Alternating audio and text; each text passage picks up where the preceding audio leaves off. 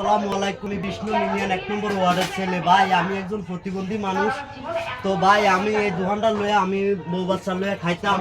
এখন আমার এই দোকানটার তো ব্যাটারি এরপরে আমার মেশিন সব চুরি করে লয়েছে। গাই দেখেন প্রিয় ভাইরা, আমার এই দেখেন আমার এই আমি এই বউ বাচ্চা লয়ে কত কষ্ট করে খাই, কারণ আমার এই দোকানটার ভিতরে আজকে আমার ডাহাত করে দিছে, আমার জীবনটা বরবাদ করে দিছে।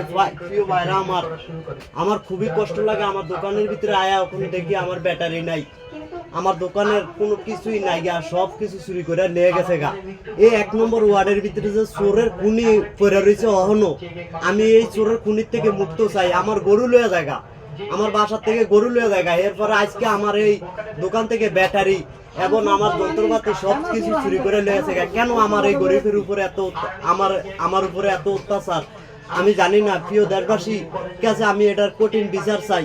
ভাইরা আমার।